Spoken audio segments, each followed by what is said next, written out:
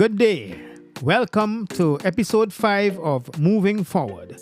Moving Forward is the show where we examine the Trinidad and Tobago music industry and we try to propose a good way forward, right? But before we do that, we have to go and examine the past to see what failures we had and what victories we had, right? And I am Robin Foster and I present this program along with Mario Russell. Mario Russell is DJ Dongtong Outlaws or simply DJ Mario.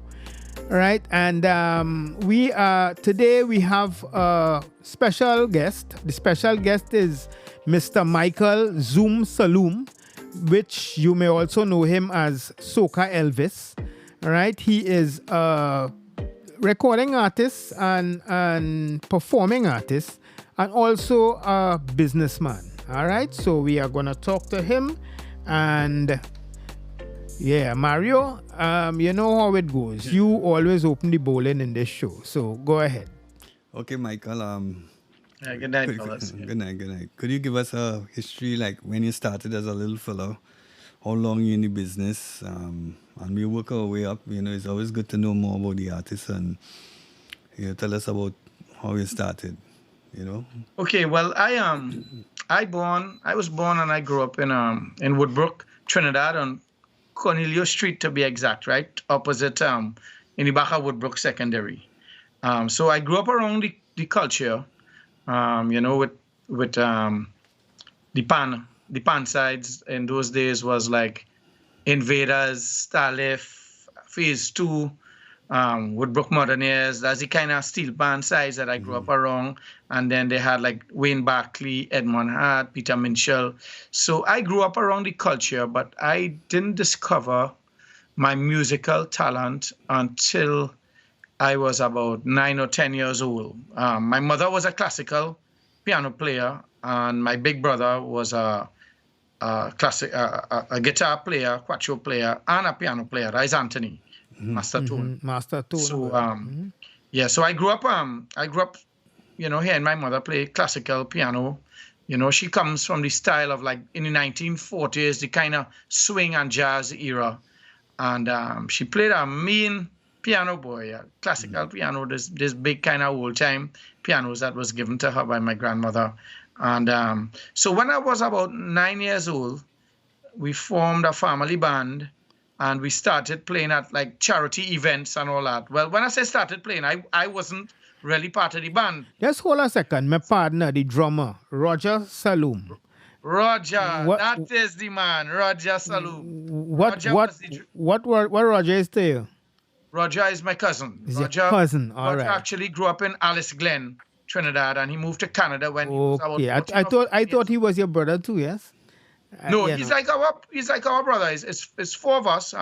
It's four boys, and Roger's like our fifth brother. But he really left Trinidad when he was young. He went away to school and lived in Canada, and he's back here now. A lot of people think he's our brother, but he's like a brother to us, you know. All right. And so we started this little musical band, and they were looking for a singer. Nobody could sing in the family. Roger was playing drums. Anthony was on the piano. We couldn't find a bass player. And we had a guy on guitar. It was Roger's neighbor, a guy called Mark Loquan. Yeah, I know Mark. You know Mark. Yeah, I know him well. Know him very well. Composer. I just did some work with him this year, in fact. Right. He's a pan guy. Pan. Okay. Right. Mm-hmm. So Mark was a guitarist, and they asked me to audition as a singer. And in them days, I used to dig people like Eddie Grant had some big songs called Neighbor, Neighbor. Mm-hmm. And Sparrow had a big song back in those days called How You Jamming So.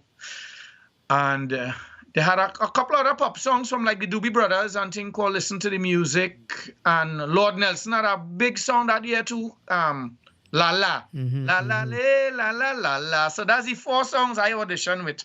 And I made the grade. I became the lead singer. The name of the band was The Hoorays.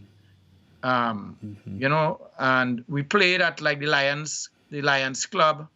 We played for like the Rotary Club. We played at the Normandy Hotel, the Hilton Hotel. We did a lot of charitable shows, and that was you could say I was a self-made musician.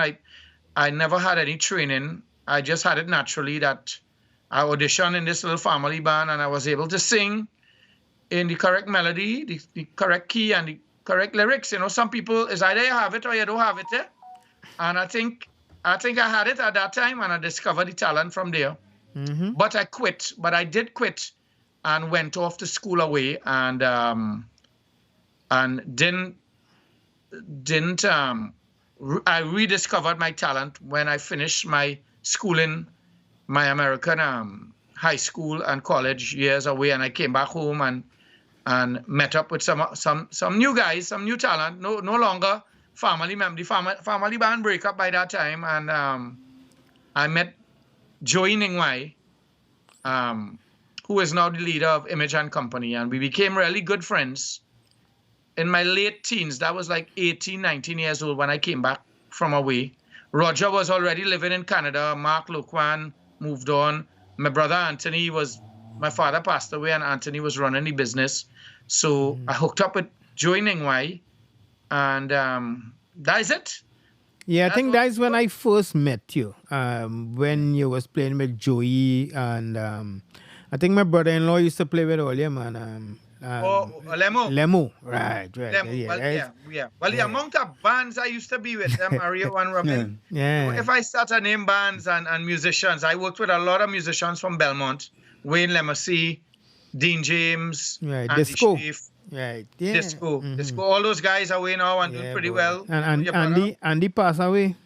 Andy passed away in Japan. Mm-hmm. So what year was that when you left school and started? Right. When I your own rediscovered band? my talent, I would say when I left American college, I did a 2-year business course there. And that was like 1983, 84. I came back, and my love for the local music kind of faded away because I was going to school in Florida. I got influenced by the American style country and southern rock, and I started going to concerts like to see bands like Journey and REO Speedwagon and 38 Special and rock, a wide range of American and Canadian and English style rock I was introduced to, like Led Zeppelin and all these type of medium to hard rock and southern rock bands. And I started digging that type of music, and Joey and I formed a band called Zoomani Band, and we would play cover songs from that era, from the early 80s, like, as I said, like Van Halen, Led Zeppelin, Bryan Adams, and that type of thing. And we thought we were big rock stars, not knowing, they had other bands of that era. They had bands like Frantic was already performing, which we ended up merging and becoming a part of. There was a band called Touchdown as well, some white boys from the South that used to play hard rock music as well too, which we were very friendly with them. And then Taxi was now coming out into that era with Colleen Ella and Derek Patience. And so I was around that era of pop and rock music, but I wasn't really into the culture music at that time. I kind of wanted to be a rock star, kind of a rock boy now, and but you find a way later to fuse the two. That lasted about 6 years exactly, Mario and Robin. That lasted from 1984 to about 89, going into the end of 1989.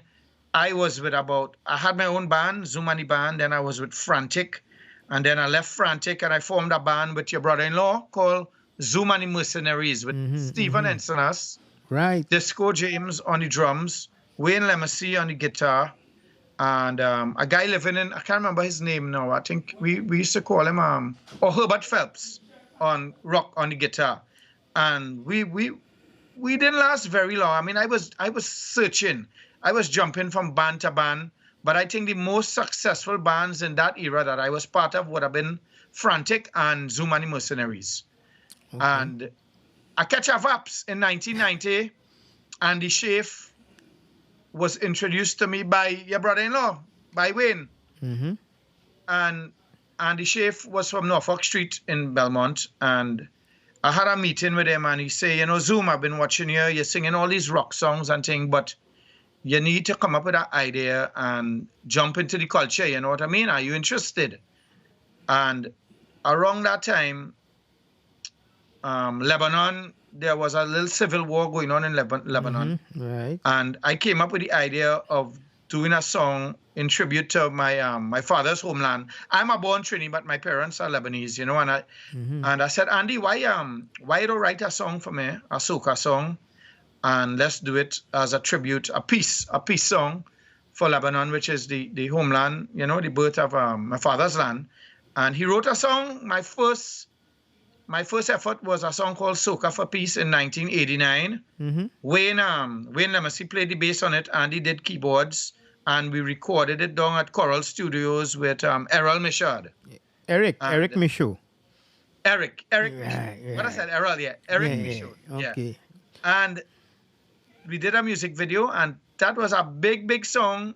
That was a big launching for me. It wasn't a big radio hit, but people really appreciated the fact that I paid tribute to my my father's homeland.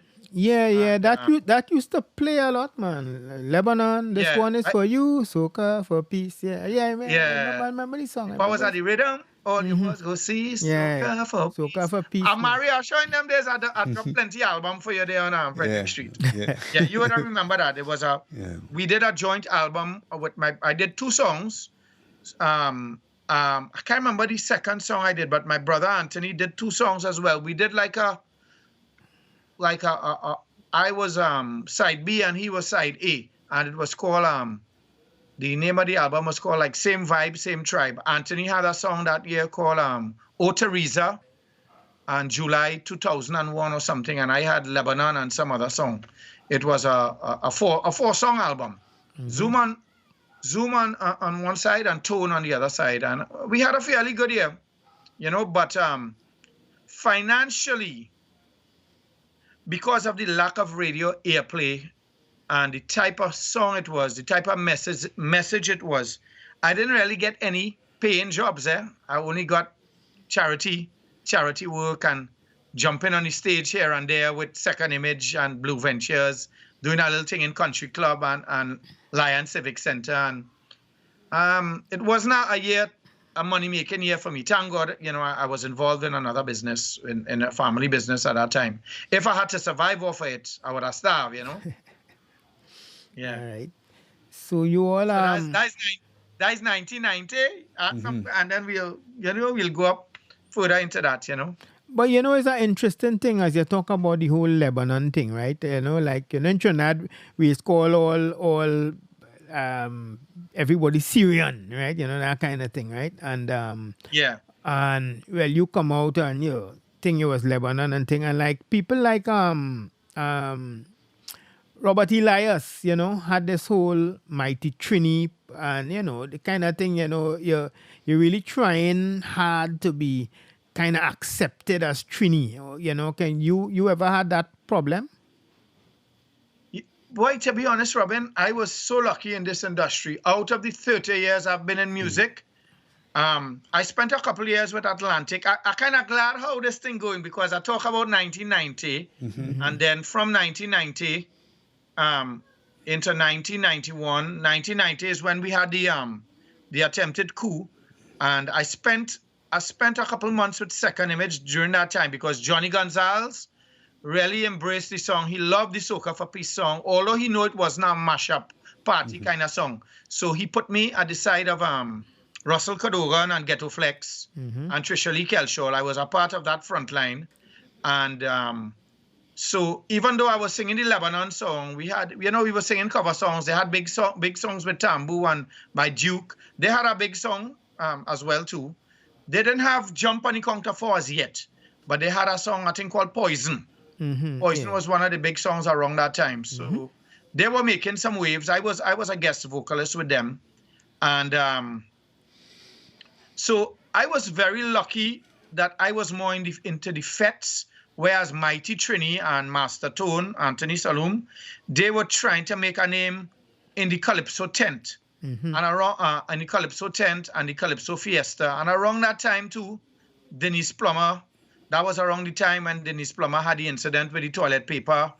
And Mighty Trini was trying to be accepted.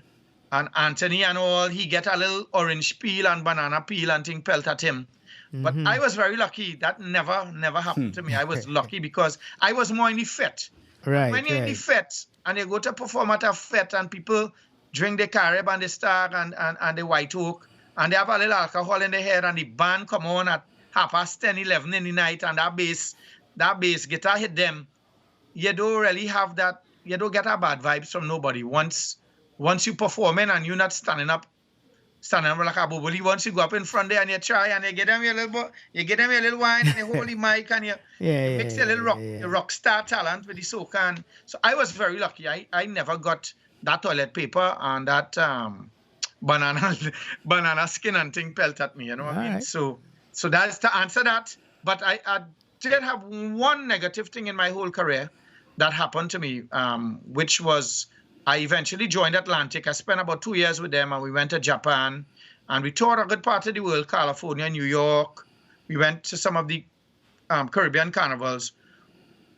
Singing in a Labor Day festival once, I had the microphone in hand and I was singing and there was a Afro-Caribbean lady in the crowd dressed in full African wear.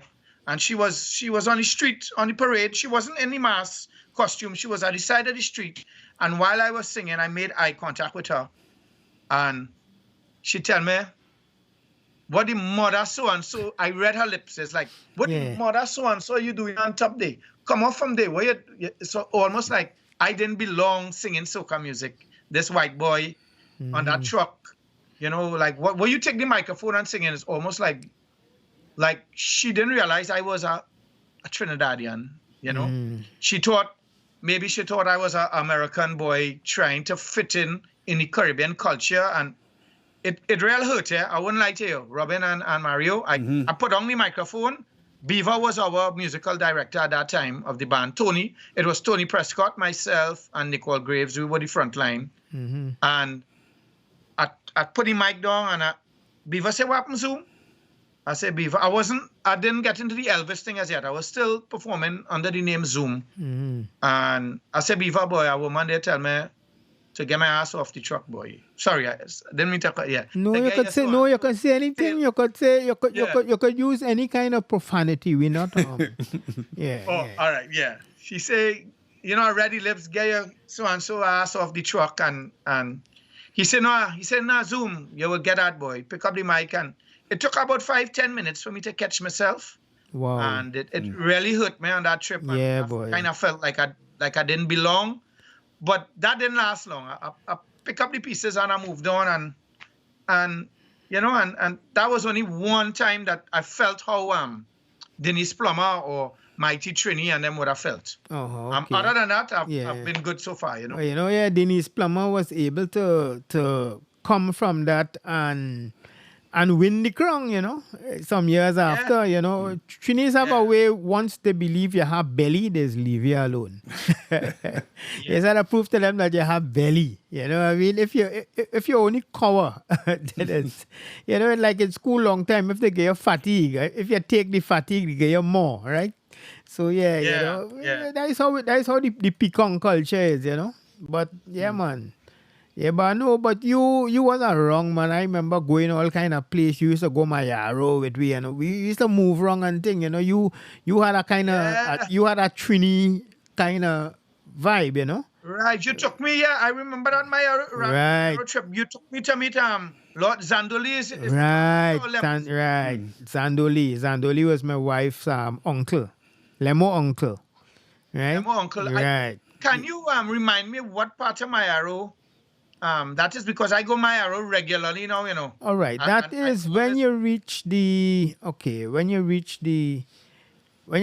going to Mayaro, you reach right on and then you turn right. And then where the market is there, right?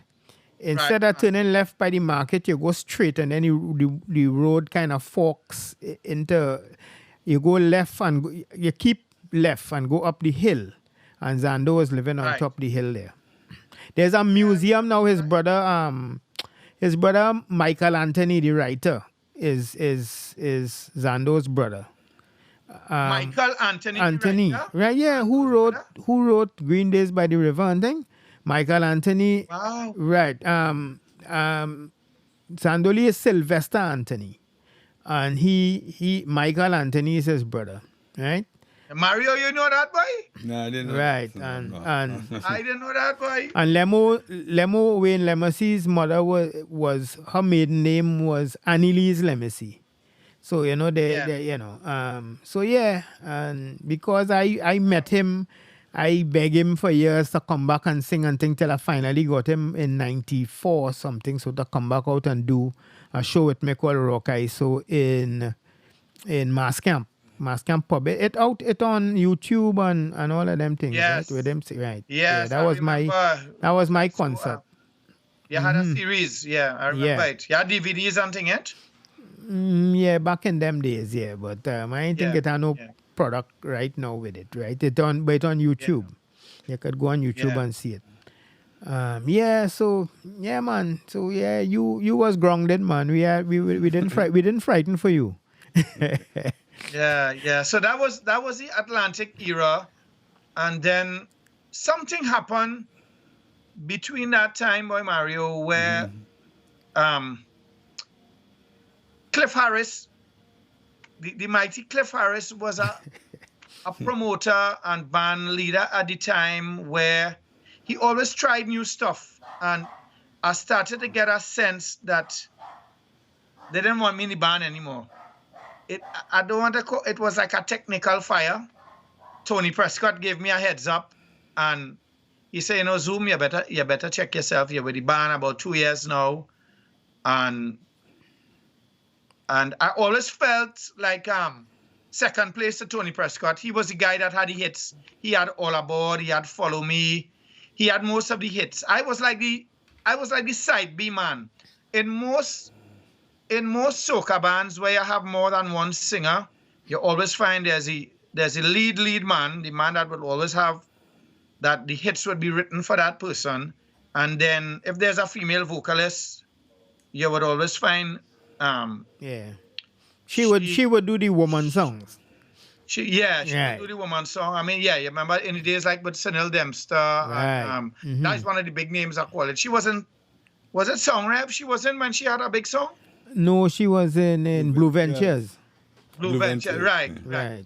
But- that was the days Ronnie McIntosh was in Blue Ventures. Right. So as I say, so you find where you have a soca band with 2 or 3 male singers, you always have the man rat, and then everybody else had to take a side. So I didn't mind. I mean, for 2 years, I took a side next to Tony Prescott. I learned a lot from him. We toured.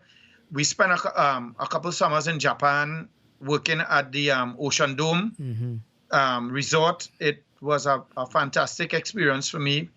Very professional treatment they gave to the band. They put us up in hotels. They fed us. We had our own tour bus back and front. We did 3 sessions a day, and it was like really working as a full-time musician, And but after a couple of years, I realized I wasn't reaching anywhere, and I decided I would go solo, and I left Atlantic. And that is when the idea for being Soca Elvis was born. So what year was that? If all you understand where I reach right now, by that time, I'm in my 30s by that time. I'm about 33 years old there now. 33, 34 years old. Kind of into my 30s now.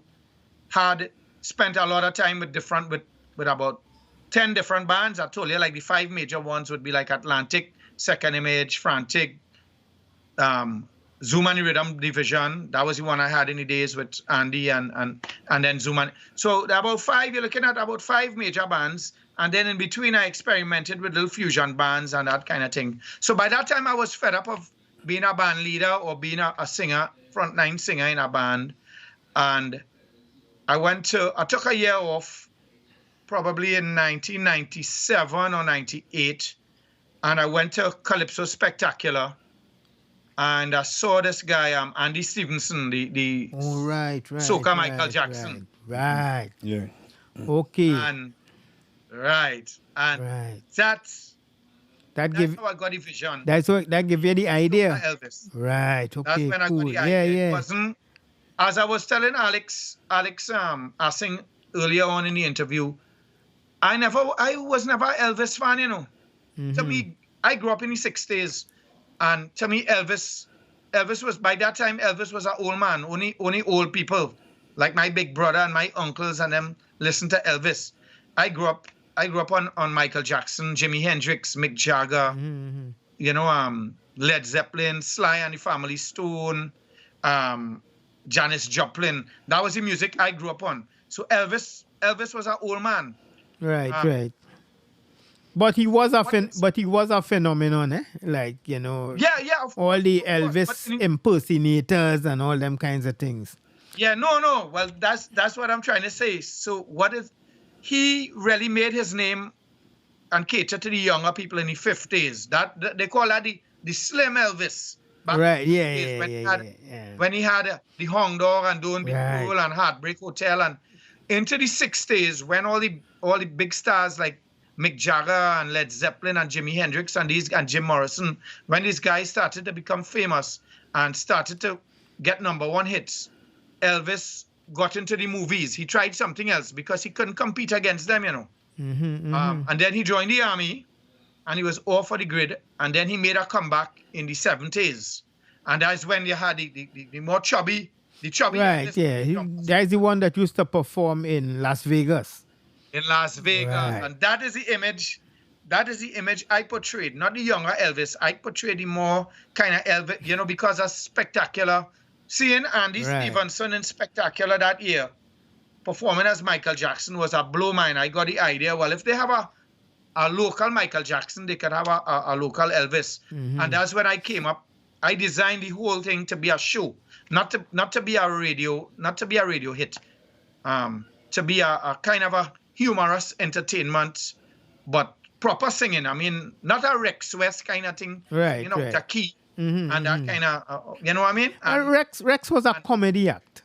A comedy, yeah. Right, yeah. I was a bit of a comedy, but a bit of talent mixed up with the comedy, you know what I mean? Yeah.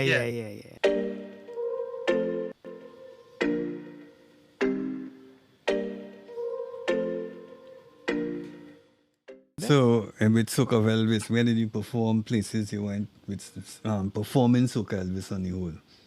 Where did it take you? What parts of the globe you went doing Soca Elvis? All right. Well, in 1998, when I decided to come out with it, actually I didn't do so well that year. Andy Stevenson was still on the scene, and we kind of competed. I've been very honest, and I say this openly. I couldn't compete against a man like Andy Stevenson. He was a phenomenal performer. His makeup, he would reach at the Calypso tent like 3 hours before call time. He would make up. He had his whole show planned out, what he was going to do, where I just, you know, I had a nice costume. I would reach there half hour before, put on my costume, hope to perform. If I get one encore, I was lucky. And so I did have a great year in 1998, and I gave it a rest in 99. And then in the year 2000, when the Lord Kitchener passed away, I went to his funeral. This was at the cathedral. In next to Woodford Square. I think that's the Anglican Cathedral. I went to the Lord Kitchener's funeral, and there were many artists there. And Claude Martineau approached me, and he said, you know, Zoom, you tried this thing one year. You need to come back and, you know, think it over. Come back and see if you could reinvent it. And he said, Andy Stevenson is no longer with us. He left the country and he went away in England. We're looking for somebody to fill that spot. So I was so happy because I knew, okay, we don't have Andy Stevenson again. So maybe I could give it, I could put some more effort into it and try to fill his shoes now. Now that I realize, you know, after kind of failing for 1 year and realizing that I had to put more effort into it, I said, well, you know what? I'm going to come out with more energy. I'll come out with more energy, a faster song, and I will try to give it my all. And from that, and that was it. I think it was in 2001. That was it. I went out there with a remake of Elvis's song, The Hong Dog. I mix up that with Shaggy song, It Wasn't Me. So I mix a dancehall song with a rock and roll song, and I did You Ain't Nothing But a Hound Dog, It Wasn't Me, as a what you call a mashup now. Just give me a little chorus of its song. Yeah, the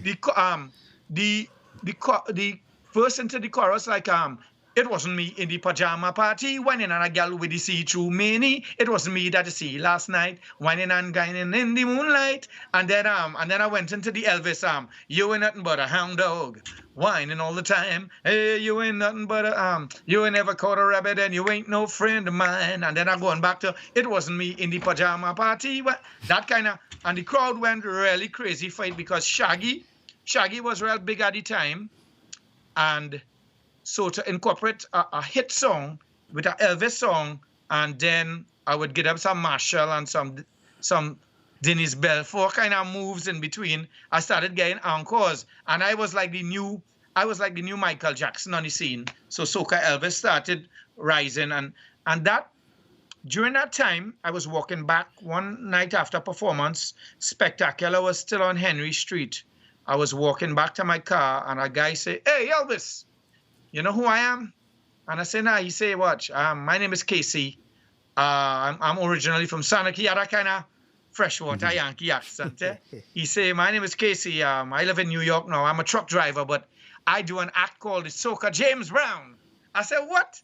I said, "But have mad people like me and Michael Jackson. Now we have a Soca James Brown boy." Mario, you ever heard of him? I know Casey. Soca I James heard the Brown? name Casey. Okay. Yeah, Casey, the James Brown of Soca. Yeah, so he said, "I want you. I have a Calypso tent called Casey's Hideaway in Brooklyn. I want to book you." You know, he had this kind of Trini American accent. Yeah. He said, "I want to book you, man. Give me a number." And we exchanged numbers. Them days didn't have no WhatsApp and BlackBerry and thing. So it was actual phone calls. He took my number. And I actually went to Labor Day Carnival. That was my first trip. That was like 2001 or 2002. I remember I had a red Elvis suit with all the diamantes and thing on it. And he put me on his show, and I mashed up the place there in New York. He put me on a truck too for Labor Day. And he was on the truck doing some James Brown, Soca James Brown stuff. I was doing some Soca Elvis stuff. And after that, he would bring me up like 5-6 times for the year. He would be doing shows, and I'd be doing shows with Sparrow, with Power, with Lord Blakey, with other acts like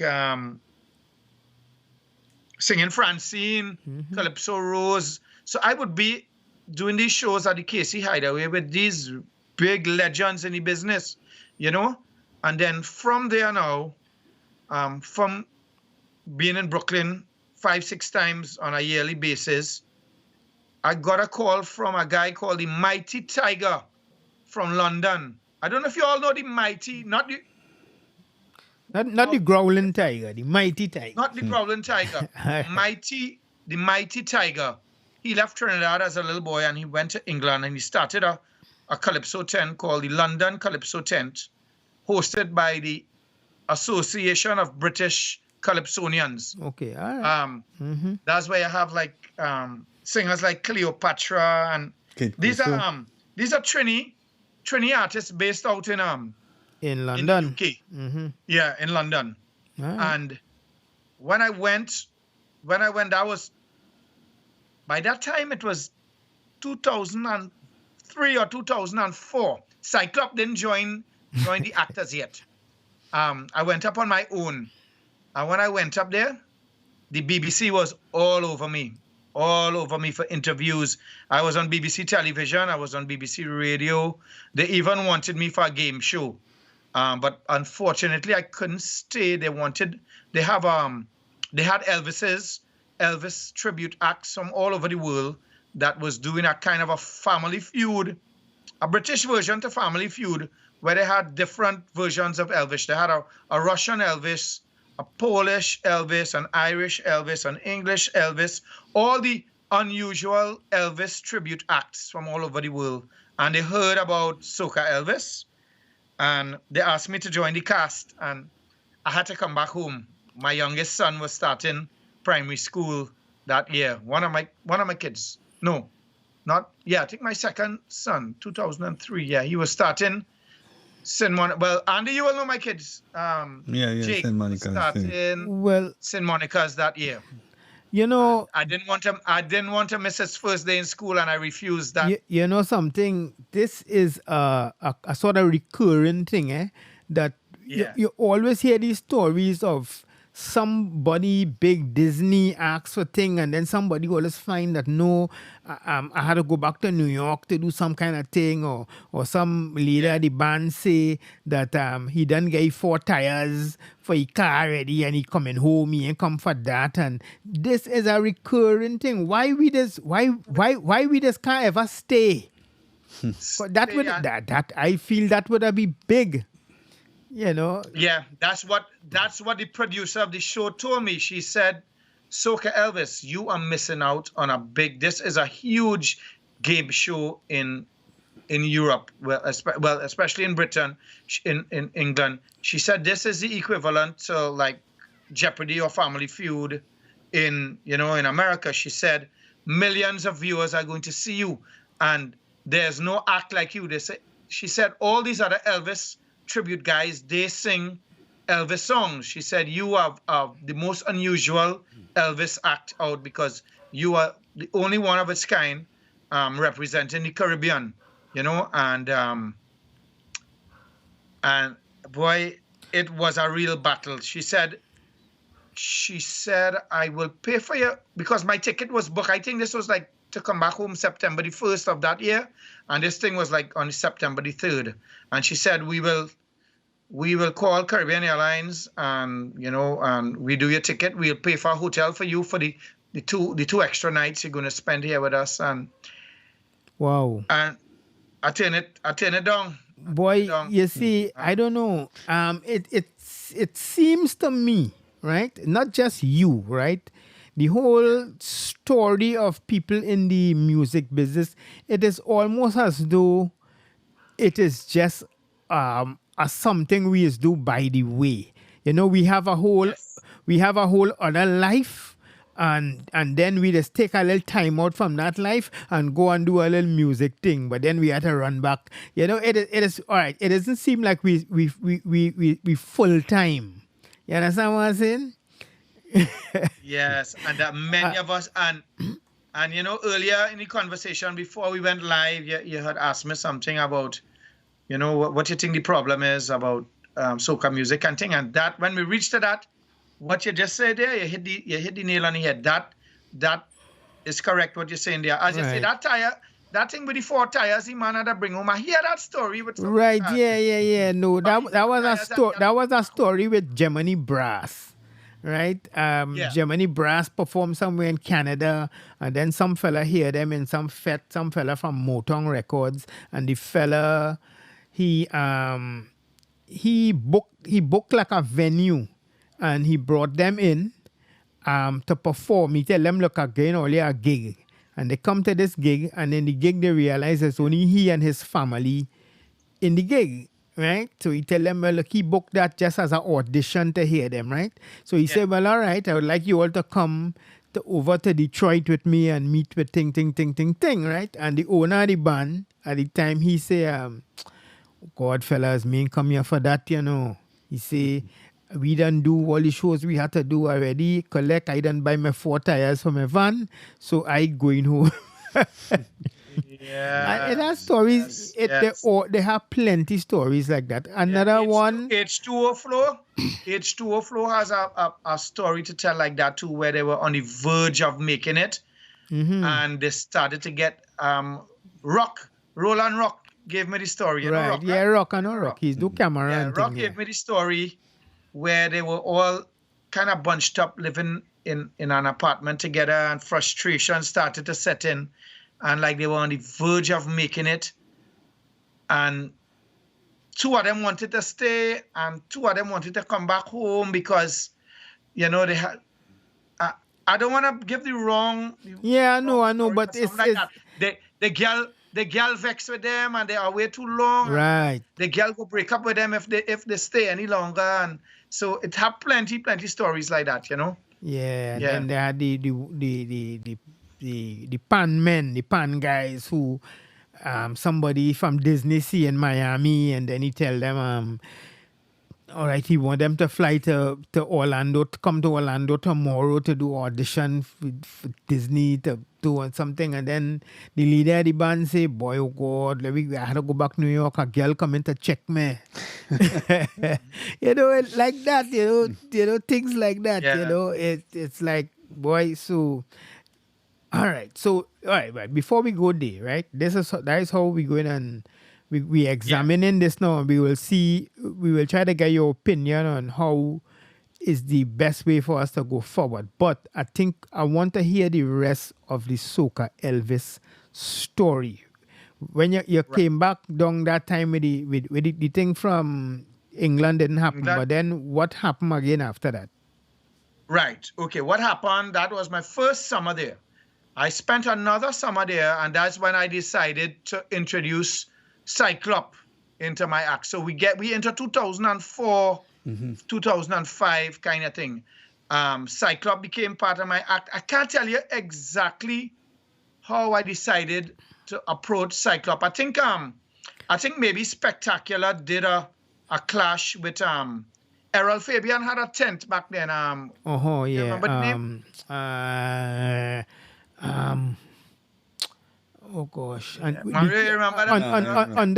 under a big tent he put up in town, right? Actual tent it was like a comedy tent. Right.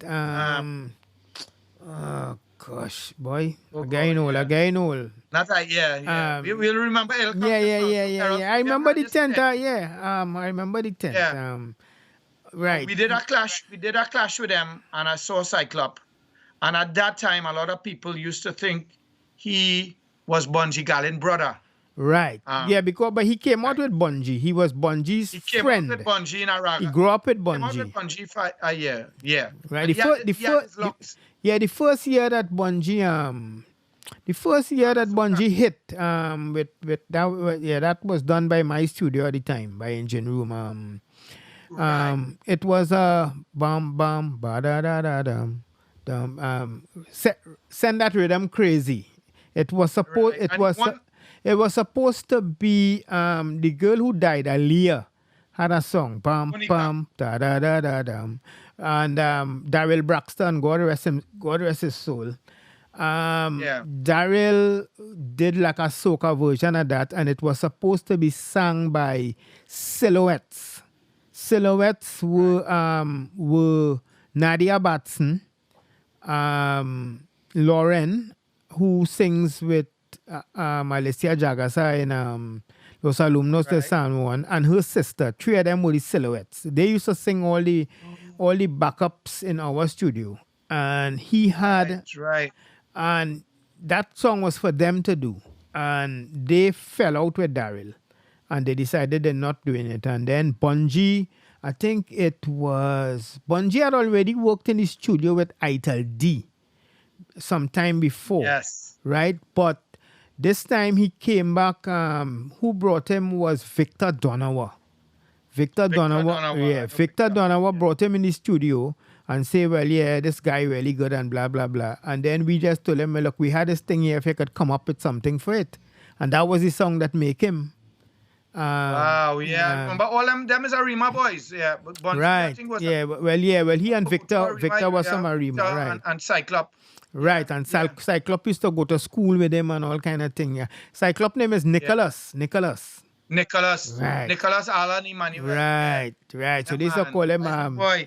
Bunji used to call him Nicholas the Rhythm Rider. Right. Rhythm Rider. Right, yeah. So basically we did a show there with Errol, and I saw Nicholas, Cyclop, and I was starting to, I think I was thinking to myself, I was starting to get a little stale in the Calypso tent, and I need to up the act a little bit, because by that time I was already 3-4 years in the same type of costuming, the same Soca Elvis style of songs where I would where I would take a Elvis song and mix it with and I started auditioning for Soca Monarch back at that time, and I could never make a final. I was only making semifinals. And I say, you know what? I hearing about this little boy. Bungie was big, and I hearing about this little fella, this little short man who's Bungie brother. I'm gonna ask him, and you know he's a famous comedy act. I'm gonna ask him to team up with me and do like a Austin Powers, me kind of thing now. And dress him up just like me. All right. I bought him backstage in Gene Pierre Complex. I say, hey, Cyclop, Soca Elvis here, boy. Let me do a song together now. And he say, yeah, boy, let me do it now. And we went by Kenny Phillips that year. That was, by that time, is about 2004 or 5 or something. We went by Kenny Phillips, and we did a song called Speed. Mario, you get all them records, but none of them records never really hit the radio.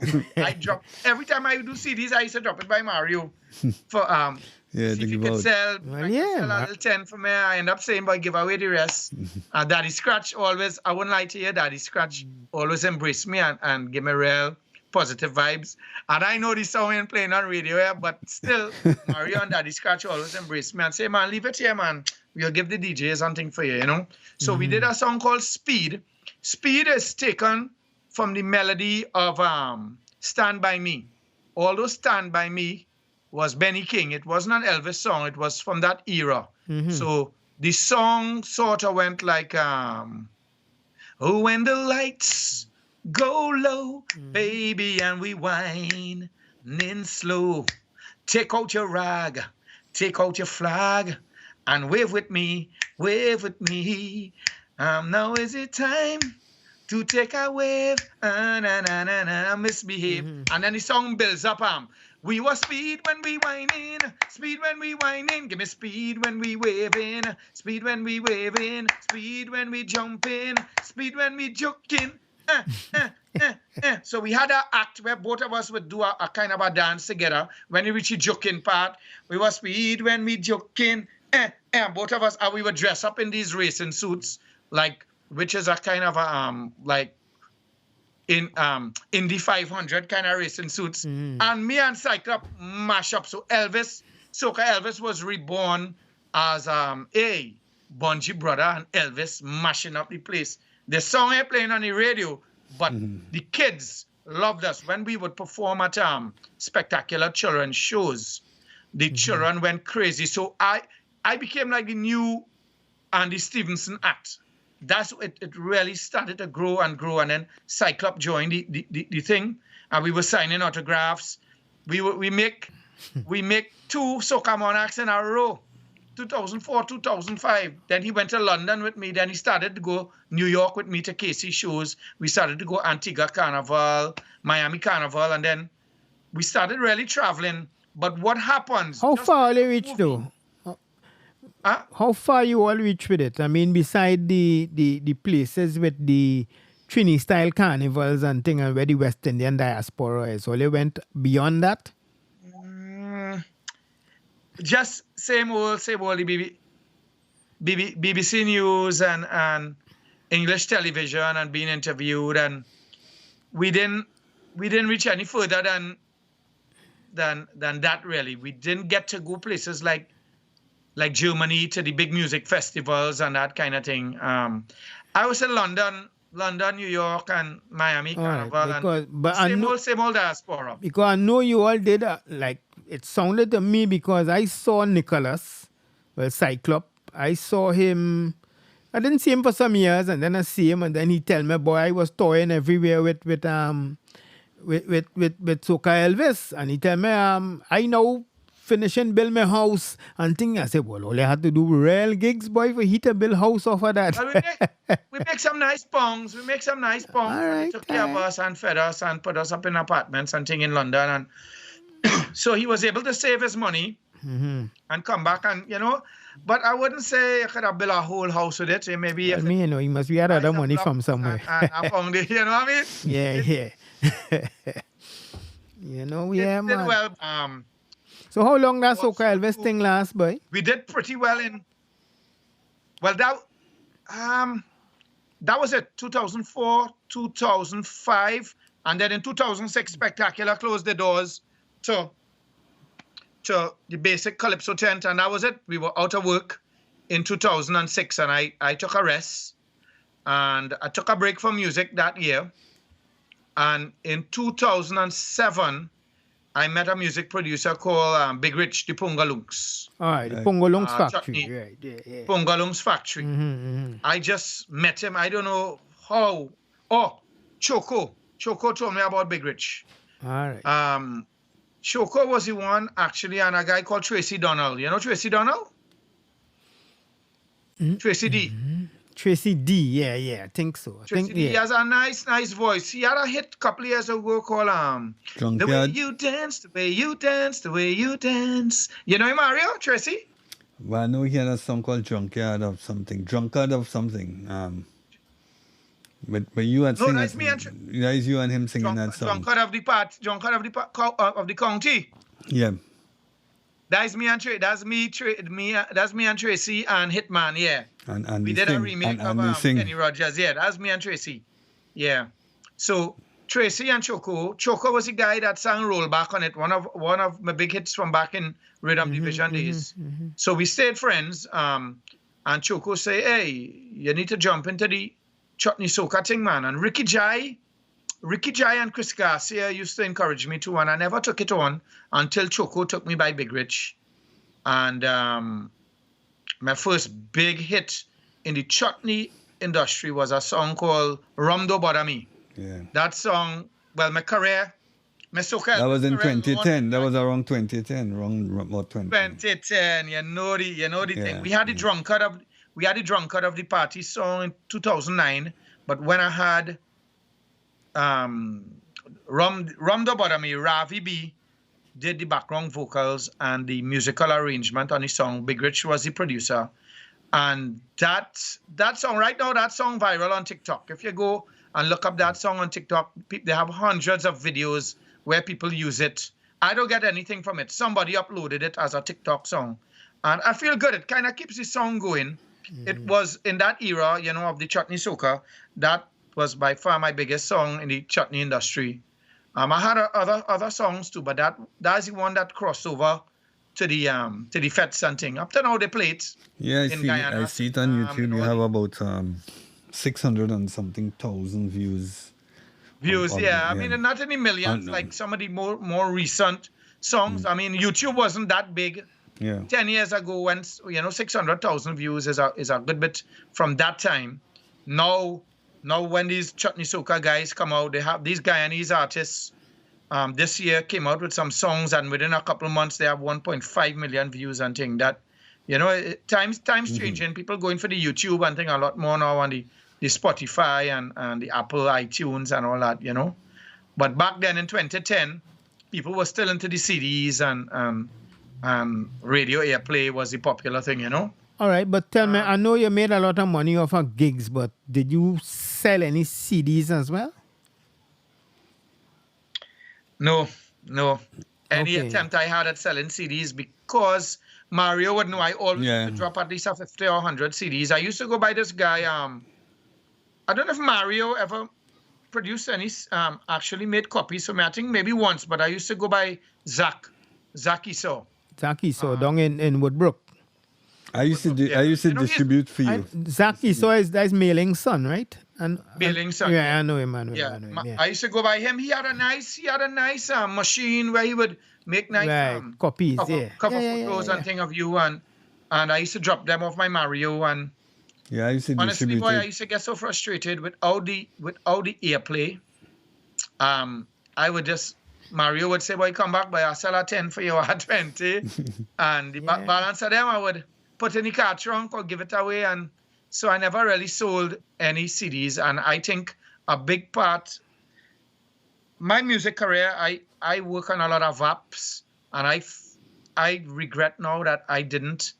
There was a guy that used to be a roadie for Charlie's Rooch. His name was Ken Elder. They call him Country. Yeah. Like my boy. Country's fell off a truck once in a carnival. I was there. I was working on the truck with him when he fell off. I was there. Falling off a line and he fell off a truck and he walks with a limp. He was one of my roadies during the years with Andy and Lemo and thing, right? Mm-hmm. And Countries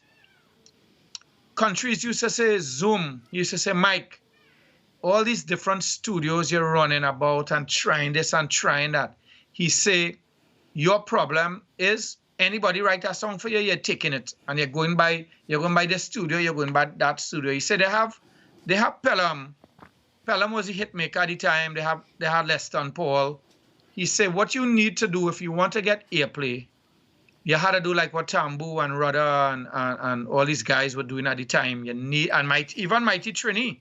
Look at Corita Banca. That was a Leston Paul production. And who's our songwriter that passed away recently? Devine. Winsford Devine.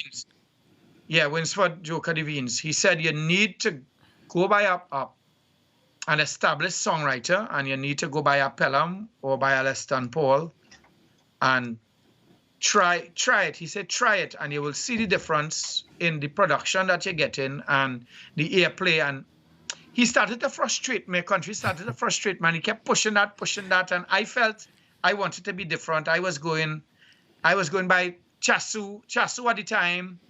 Had this little thing. He was working up the hill in Goodwood Park by these guys, Audiocon Studios by Andrew Bernard. You know what? Right, I know this studio. Remember them? Yeah. Fojo, that's Fojo and them. No, that wasn't. Mark.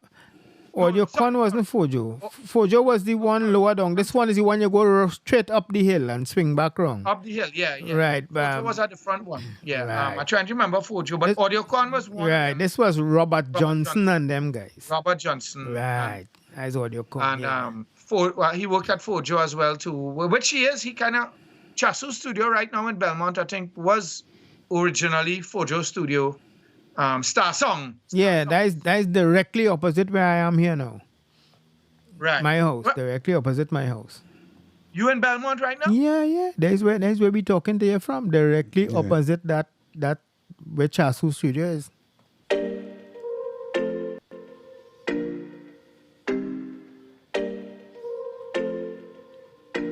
Yeah, so at the time you had to remember Star Songs and Audiocon and these guys, they were never really known to produce big soca songs, right?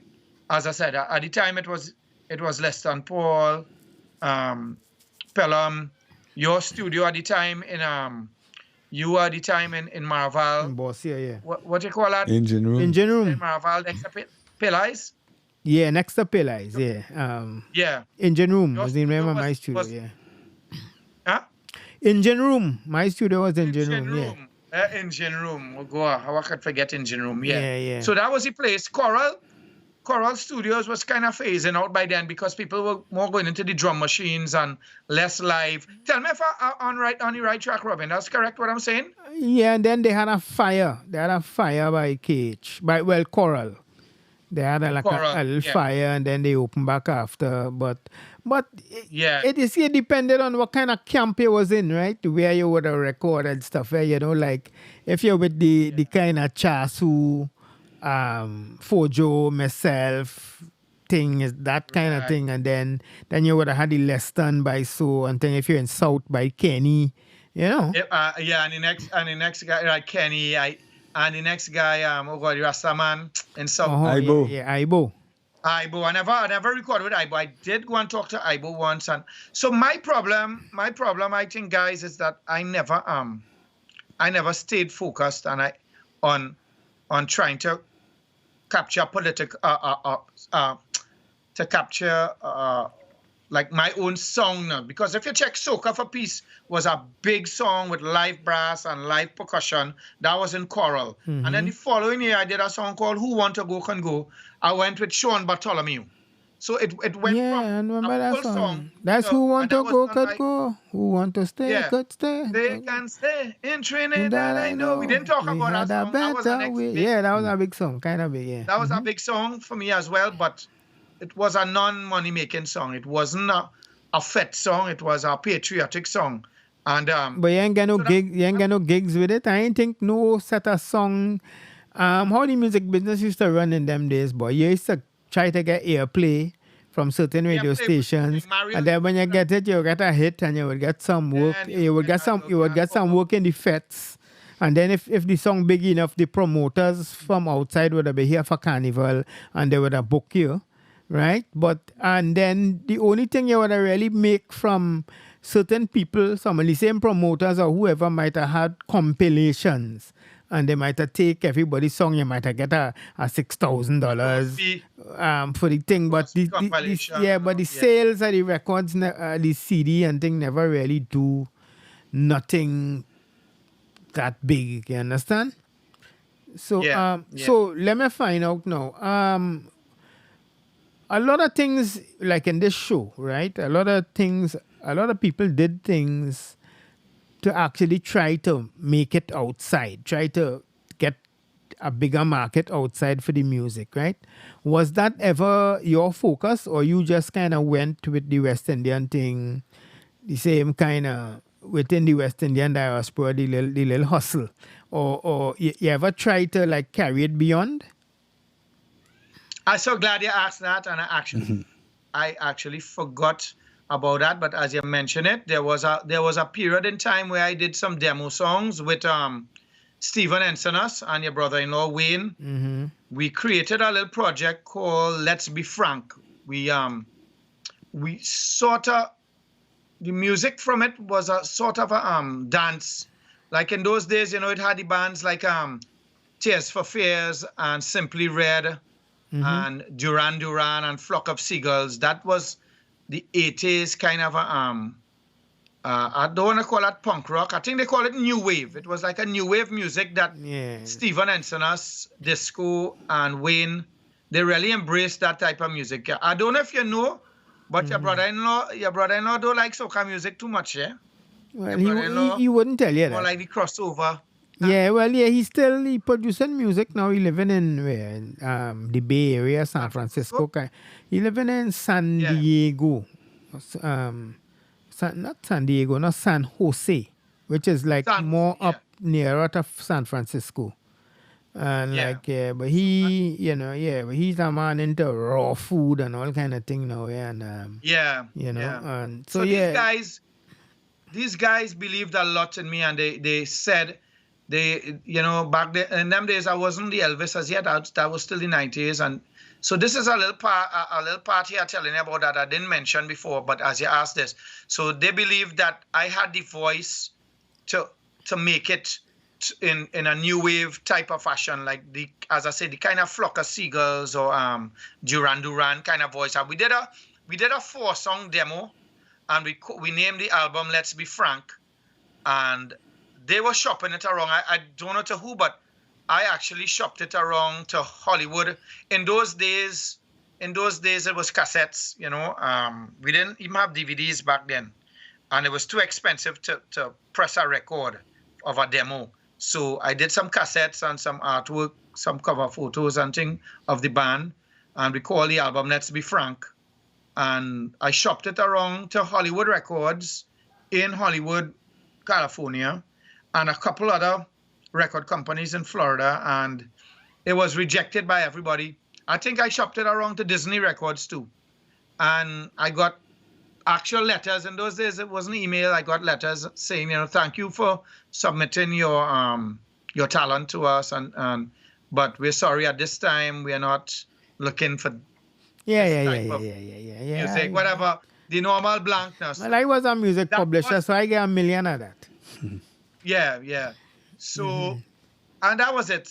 And that was my that was my take on trying to, make it out there as let me say like a Billy Ocean or this guy, a Hathaway, the guy who had the song, What is Love? Baby, don't hurt me. Mm-hmm. He's from San Fernando, right?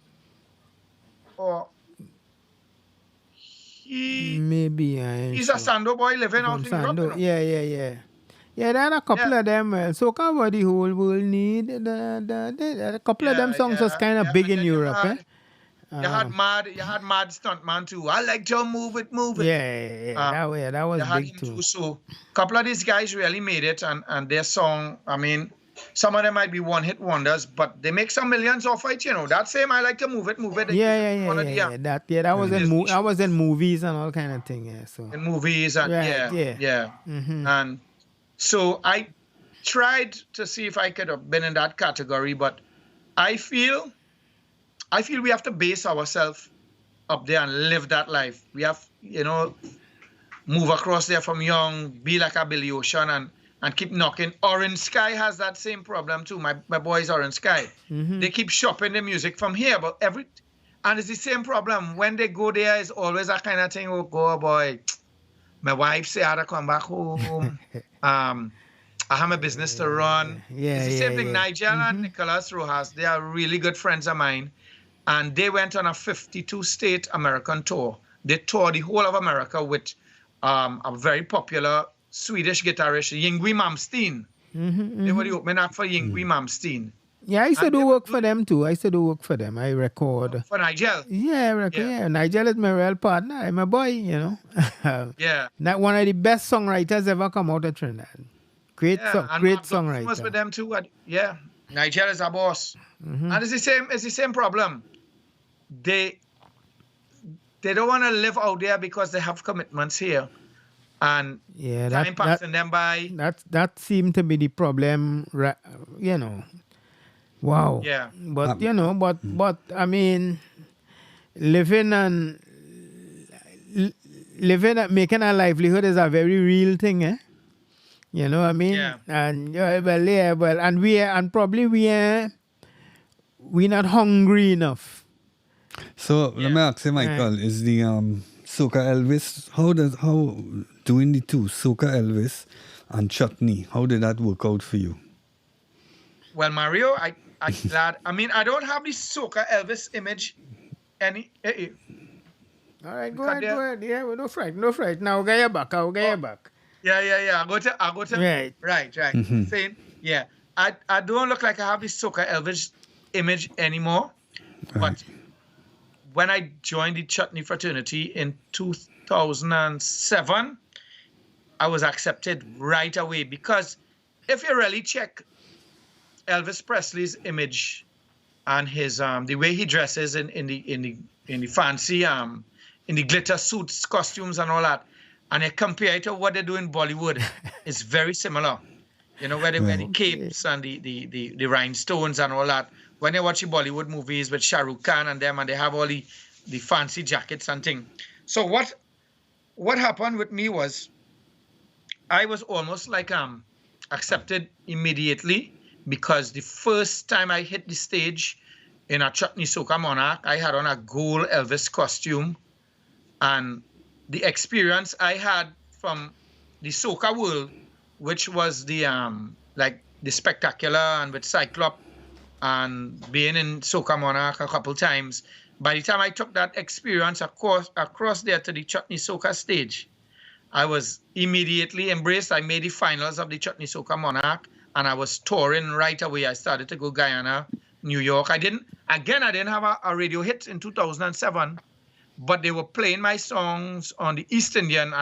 It was hits on the East Indian radio stations, which was like 106, 101.1, which was Win TV, Win Radio, 103.1 FM. In those days, there were like 3 major East Indian stations that would play Chutney Soca music, and right away I was embraced, and it just kept getting bigger and bigger. Then I had the Drunkard song, and then I had the Rum Dobotomy, and I kept the Elvis costuming, but I wasn't singing anything close to Elvis. Nothing was Elvis in the music anymore.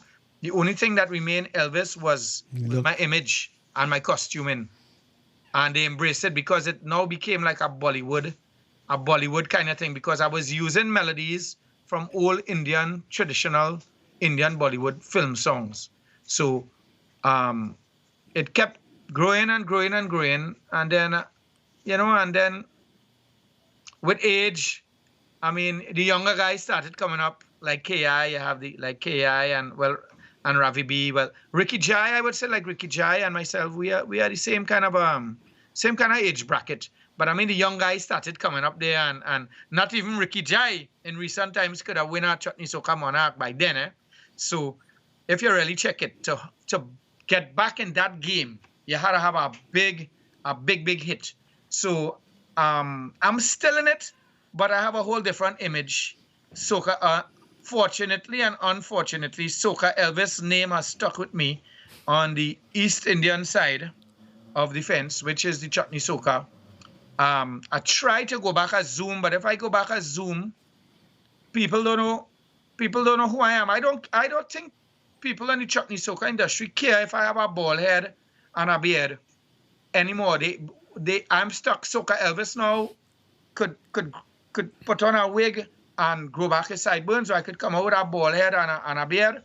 Once my performance is top of the line, I have good costuming, and I have a radio hit. I don't think they care about me looking like Elvis anymore. I kind of got stuck with the name. I don't know. You understand what I say? Mm-hmm. So you're still interested in performing then, in doing music? Yeah. I'm still performing. I'm going to try. I'm recording a song every year. Next year, I have a plan to do a nice tribute to Rash Shorty. I want to do a remake of Om Shanti Om. Mm-hmm, and I think that would be nice to kind of to relaunch my Soca Elvis career. You know, when that song first came out by Shorty, the Hindu community make some noise and they had the song banned. Yeah, they banned it. Yeah, but I don't think that relevant anymore. I think you could do it now because I've heard musicians from India doing it, Shorty's version.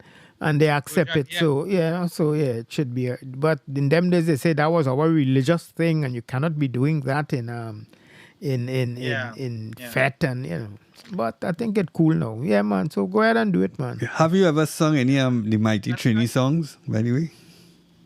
What's that? Sorry. I said, have you ever sung any of the Mighty Trini songs?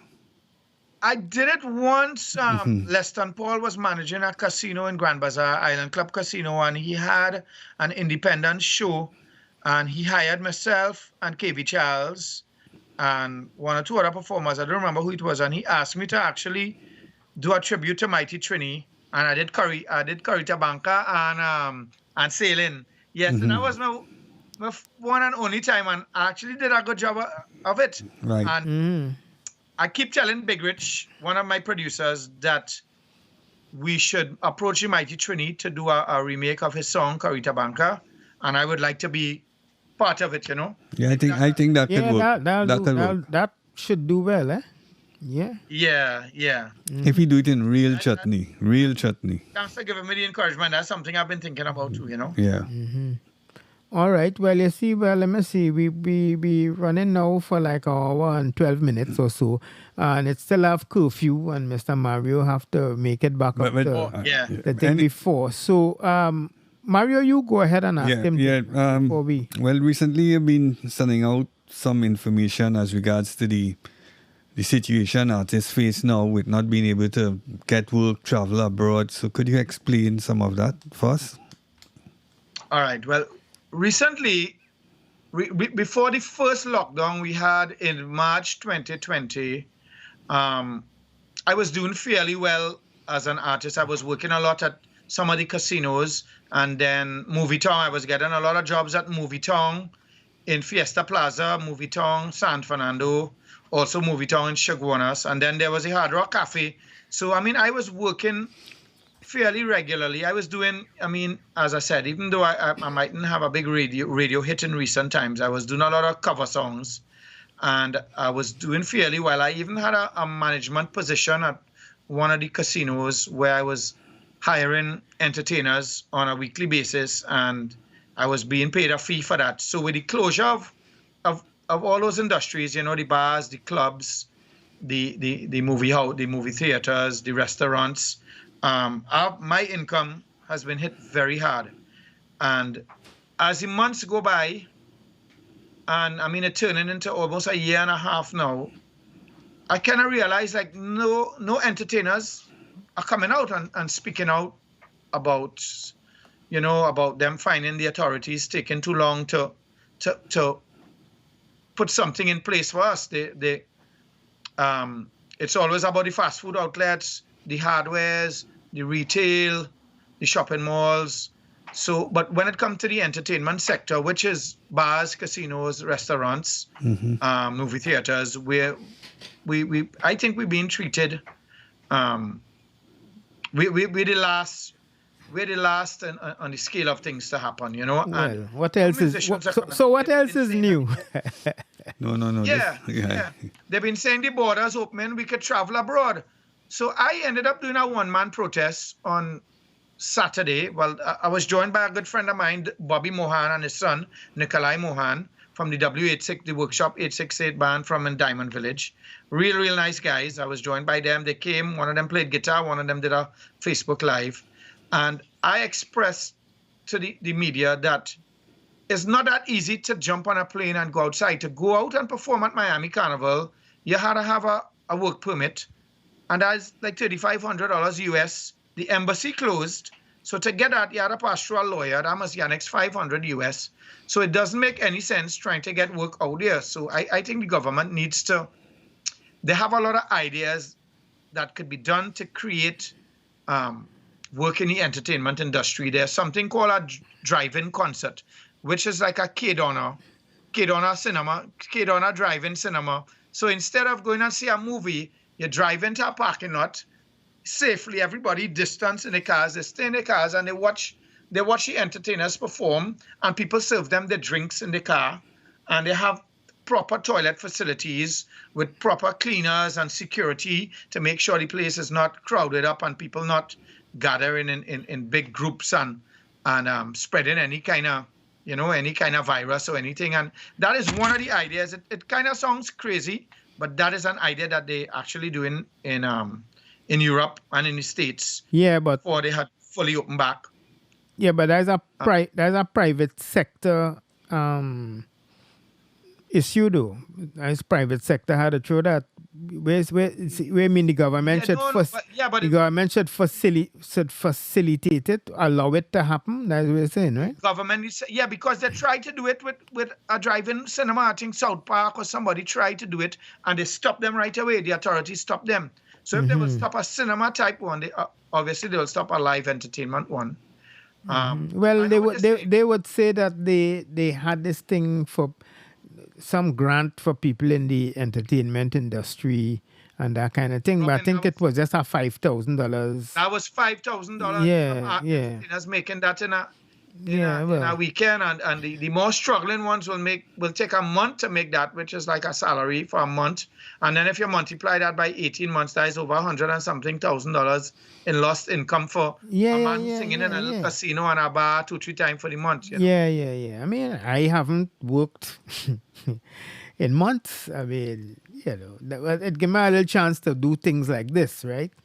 But but I spoke about the producers too. I didn't just go to represent. Yeah, I know, but frontline singers. I spoke about producers, musicians, DJs. Yeah. My friend Nicholas Rojas has a studio called the Proden Studio.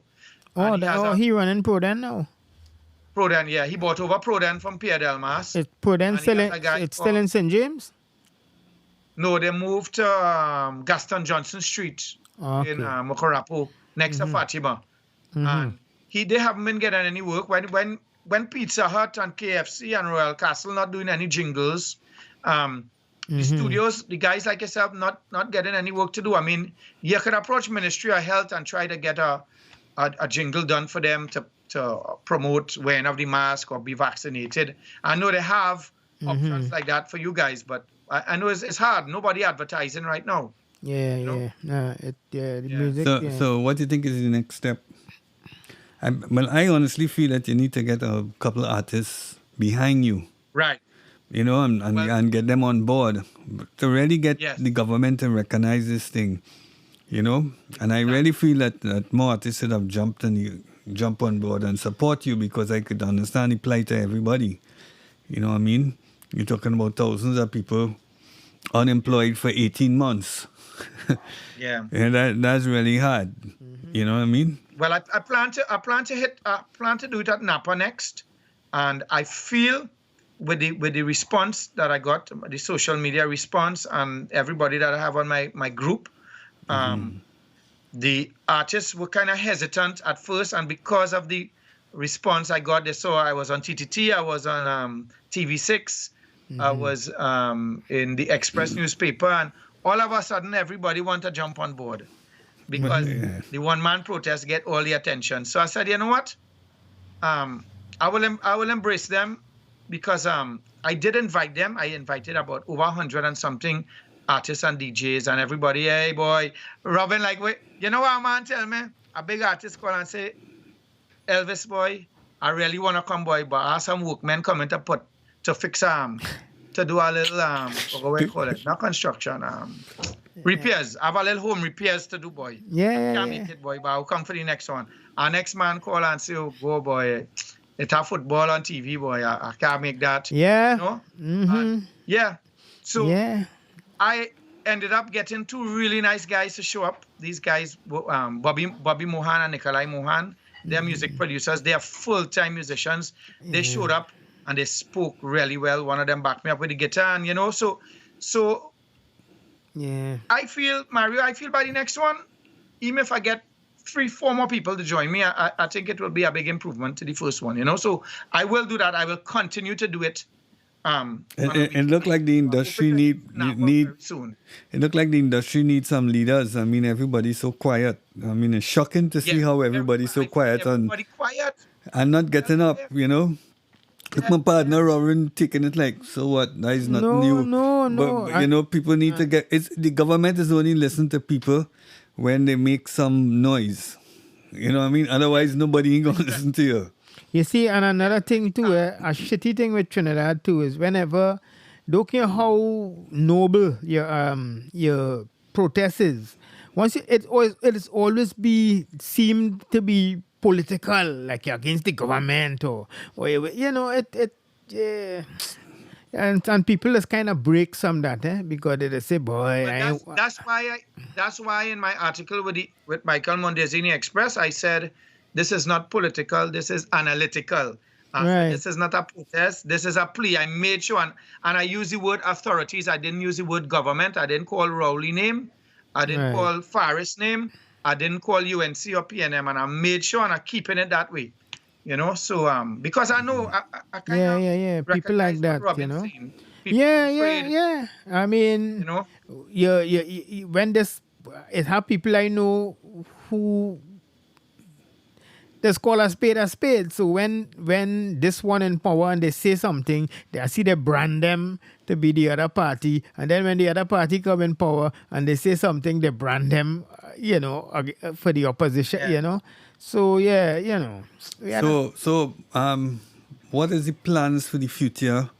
First of all, as regards to, we don't know how long this pandemic will last, and if you all don't do something, it will just keep no income for artists. And I mean, you're living by this your whole life, and to be out of income is really tough because you can't do anything else. I mean, you could try, but all other businesses could be affected too at the same time, because I know what you do. So, normally I am one of your clients and I can't do anything similar. Look at your business with outdoor activities and things. I know how that is. So the boat, it's 2 years now, I mean, it's the second year. Has been shut down, All right. So moving forward, where you think the music and entertainment industry could go from here? What do you think we need to do? You mean on a whole? On a whole. How you think? What is the best way you think to move the industry forward? Eventually things will open back. I think we will have a carnival. You see, there's 800,000. I'm one of the people that I'm pro-vaccine. I got my vaccine, my Chinese vaccine, by the way. I get my Sinopharm. I'm not against it. I was in two minds before. I thought this whole COVID thing was a hoax. But I say, you know what? If I want to travel and go abroad and perform when things open back up and thing, I'm going to take the chance. And I got my 2 vaccinations, and I would encourage people to get it. I think by September, October, so everything will open up. But again, they will leave the music industry for last. And we may have a carnival. I think maybe late February. I'm hearing late February into March we might have a carnival. And in terms of the recording industry, I like what I'm hearing from the young fellas, boy. Robin, they have. I mean, like you like Pretty and Patinsky and What's Merchant's son name? Tall guy. Tall guy. Second Star. Second Yeah, Star, that is and good. Yeah, no, that uh, music good. That is good music, you know. music. I love. I'm not criticizing them fellas making some nice music. And Yes, you think the yes, music the production of the music good enough for the globe, right? yeah. I'm Right. loving the production. So then it's just exposure now then, marketing and that kind of thing. That is the problem. Yeah, I think we still all of us in the stuck in the same vein of being in the same West Indian diaspora. It's like it's still, even though the music changing and this, they used to call for the slowing down of the music and the soca was too Mm-hmm. fast. They said that is where dancehall and reggae was beating us back because it was a more groovy music. Right. You know, if you hear bump and wine in the conga line in a club in South Florida, people would treat it and dance like it's a limbo festival. Right. But Yeah. when you Novelty. hear a Gregory Isaac night nurse, a man go grab a woman and start a groove. That is the talk out there in America. They say you can more groove is a more love music, reggae music, right? And they Right. think that's why it has made it more than soca music because it's more festival. But guys like Voice and Kess and these guys, they're slowing and Marshall to extent, they're slowing it down and they're having it a little more groovy now. Right. So I don't know. I don't know what to say. I thinking something, maybe it's marketing, maybe All right. it You think is the marketing or you think something that we're not doing right. you think the internet kind of level the playing field? You feel we could use the internet to get out there? I think we need to do a little more. Um, I think we need to do a little more because from time to time I go on the internet and I look at views of the international artists like The Weeknd and Dua Lipa and Post Malone and these people, the kind of views they have, because it boils down to being on the Billboard charts. The same thing General Grant and KMC. I think it was, yeah, General Grant was the original one that was saying we need to take soca music right to the Billboard charts, because if you're not on that top 40 or on that Rick D's countdown, you're not going to get that 225 million views or billion views that Post Malone and Taylor Swift and them getting. So it still boils down to we need a category for it. And I thought there was a category for soca on the Billboard. I don't know what happened to that. Oh, sorry, in the Grammys. They said we had a category one year where soca was part of the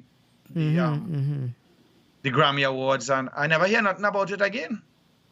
I didn't see anything I about must find it this out year, about that. you know? Yeah, Gil Figaro and them guys was for years was trying to get it in as a category. You know, but I think in Billboard we go under world music and that kind of thing now. World music, yeah. Yeah, you know. Yeah, boy, we could talk about this all night long, because if you really check it, recently Ed Sheeran and Justin Bieber had a hit where they did like a remake of a reggaeton, and it sung exactly like a soca beat. Pop, pop, pop. Yeah. I forget it. You know the song I'm talking about? Ed Sheeran and Justin Bieber. That was one of the most viewed songs on YouTube, and it was a soca beat. They was calling it a reggaeton, but it was like a soca beat. And so people saying, well, if them could do it with a soca beat, Reggaeton, why take that same soca beat? You know? reggaeton is soca. You know. Yeah. Yeah, well, okay, cool. It was very nice. Mario, you have anything else for Mr. Zoom? Well, let's see. Okay, well, first of all, yeah, I have to applaud you for being able to survive 30 years in the music. Thanks, Mario. And well, being able to be versatile. I mean, Chutney here, Soca Elvis there, and still survive without having that personality, as they say. You know, having a varied personality. You know, that is important. So if it works, I mean, keep it up. You know what I mean? You don't have to try and change and go to a fancy producer to produce something, and you know, keep going at the way you're going and make it as you're going. So we look forward to even the stuff like as you say, the chutney with character banker in chutney, real chutney rather than calypso. You know, right? I mean, you could Big Rich could put out some real tassa with that, and make it song. Yeah. Yeah. You know, focus on the More music and the traditional, tassa. You know, a lot of productions and remixes, they try to do the same thing what the original artists do. And it wouldn't have that feel and appeal. So you got to do something. You could use the same melody and the same song and the same singing, but your music got to be totally, you know, different. You know, it got to be energetic. People got to want to dance with the music without even you singing, you know? And that, you know, that is the first thing I would say if you have to do a remix of Corita Banco, rather than just try and be like Trini, and you know, you had to come out with them tassa and them drums and heavy and create that feel, and then you just come in and you know benefit from that. I feel, you know. But anyway, keep up the good work, you know, and keep up the thing. I hope things could work out for the artists. I hope more artists will come and join you. I also have to applaud you for the first person to really stand up and try and make a difference, you know, and we as a people need people to do that, you know, because we ourselves are a bit afraid to get out there. So we need people to lead the industry. So you don't have to be a big top singer to do it. You just have to be somebody around, and you have chose to do it. So I wish you success in it, and maybe bring blessing to the whole industry. Right? Thanks a lot, Mario. Thanks for the support, man. Yeah, man. Yeah. Thanks for having me, Robin, man. Yeah, man. Forward. Yes, Trinidad and Tobago. Zoom, Soca Elvis. You know, so glad to have him here, you know.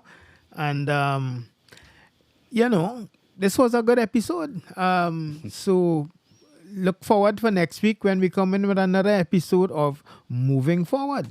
All right. So bye for now. Right. One love. One love.